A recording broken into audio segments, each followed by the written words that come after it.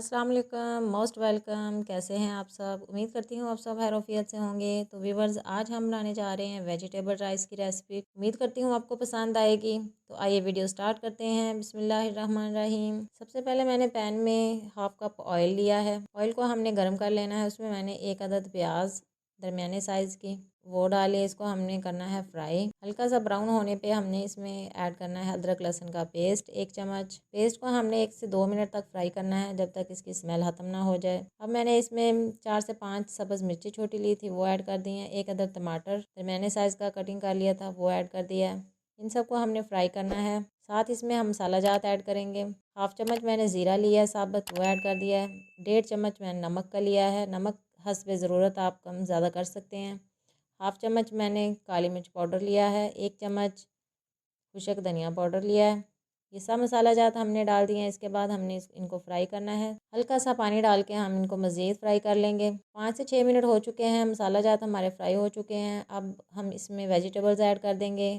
1 प्याली मैंने गाजर ली है बारीक कटी हुई। हाफ़ प्याली टमाटर और 2 से 3 मैंने दरमियाने साइज़ के आलू लिए हैं, जो कि लंबाई में मैंने कटिंग कर लिए थे। इनको हमने 5-6 मिनट तक फ्राई करना है।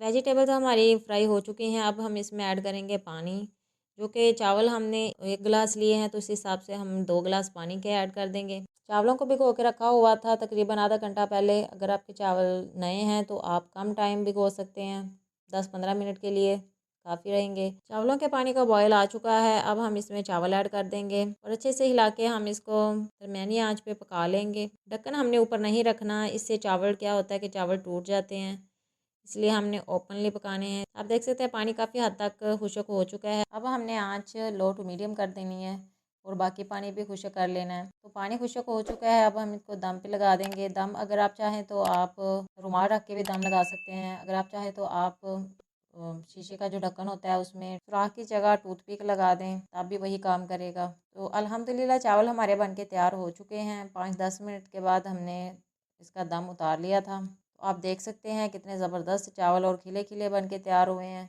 आप भी घर पे बनाएं, इंजॉय करें। अगर आपको रेसिपी अच्छी लगे तो वीडियो को लाइक करें और ज़्यादा से ज़्यादा शेयर करें।